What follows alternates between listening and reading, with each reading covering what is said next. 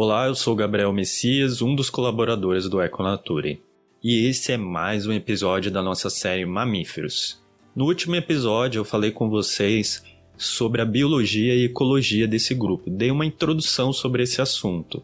Nesse episódio eu vou aprofundar um pouco nas características desse grupo, falar da diversidade deles e algumas adaptações que surgiram no grupo durante o processo de evolução. Se você não acompanhou o episódio anterior, tem uma playlist aqui no canal que dá para conferir esse episódio. Então corre lá, já assiste antes de ver esse episódio. Então, sem mais enrolação, bora falar um pouco sobre a diversidade e adaptações presentes nesse grupo.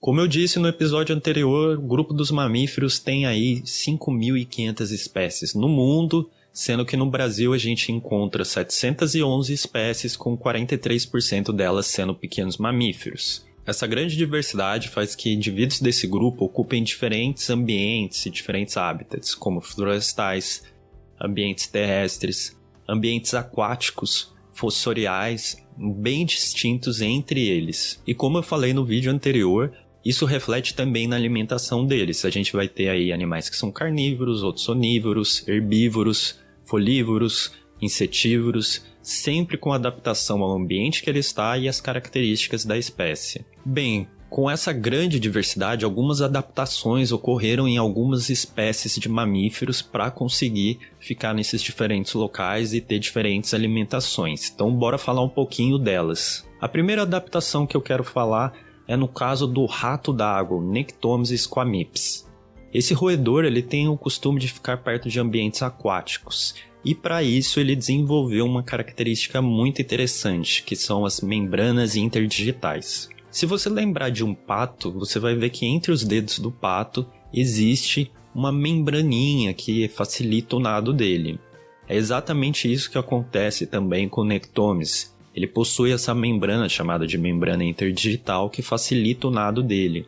Então é muito engraçado que às vezes quando você solta esse animal perto de um córrego, alguma coisa do tipo, você vê ele nadando com essas membraninhas e facilitando o deslocamento dele. Ainda dentro dos grupos dos roedores, a gente tem uma característica muito peculiar que são as caudas prênsios.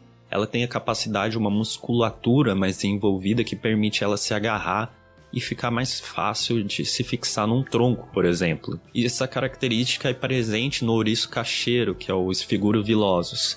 Essa característica também está presente em alguns primatas, mas alguns deles possuem essa cauda prense somente na fase jovem, não na fase adulta, como acontece no macaco prego. Além dessas adaptações anatômicas, ou seja, em algumas partes do corpo, a gente tem alguns animais que têm adaptações fisiológicas. O que seria isso? O bicho preguiça, por exemplo, ele tem um baixo metabolismo.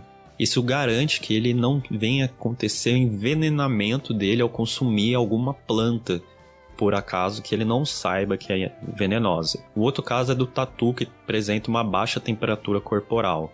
Isso garante que quando ele entrar nas tocas, ele não vai ter um superaquecimento e não vai passar mal, por acaso, de ficar ali preso e a temperatura aumentar. Ainda falando sobre tocas, existem alguns animais que possuem algumas adaptações para fazer essas tocas e buracos. Um desses casos é o Blarinomis braviceps, que é um roedor. Ele tem as unhas bem desenvolvidas e isso facilita no processo dele cavar. Além disso, uma outra curiosidade é que ele tem os olhos bem menores também, e possivelmente por causa do ambiente que ele vive. O outro animal que tem uma adaptação de ter uma garra também muito desenvolvida é o caso do tamanduá. Ele usa essa garra para quebrar os compizeiros, formigueiros e conseguir pegar o seu alimento. O outro grupo muito interessante é o dos cetáceos, quando a gente fala de ambientes aquáticos. Eles estão aí animais como baleias, golfinhos, cachalotes, orcas. Esses animais eles tiveram seus membros anteriores, ou seja, seus braços, adaptados a virarem nadadeiras. Além disso, outra característica é que eles têm uma ausência de pelo quando adultos, seja ausência ou diminuição em lugares específicos do corpo.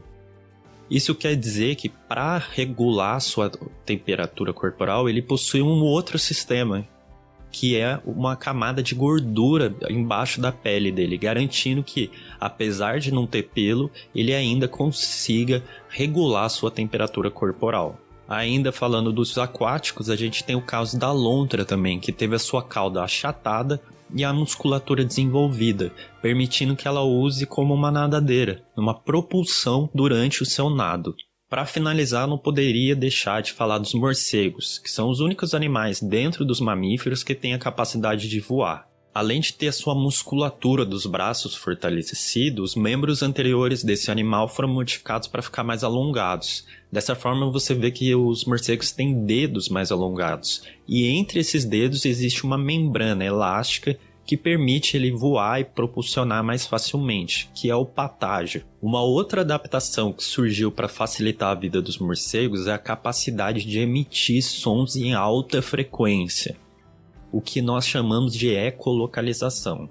Essa ecolocalização funciona da seguinte forma: o morcego emite esse som e esse som vai para o ambiente, resvala nas estruturas do ambiente, volta para o animal e o animal consegue fazer como se fosse um scanner do ambiente e identificar as estruturas do ambiente e assim se localizar mais facilmente. Uma adaptação muito interessante. E por último, quando a gente fala de morcegos aqui no Brasil, a gente está falando de animais pequenos.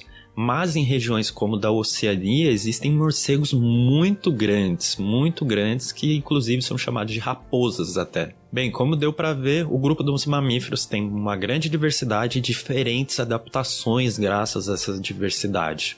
Uma coisa que é muito interessante neles.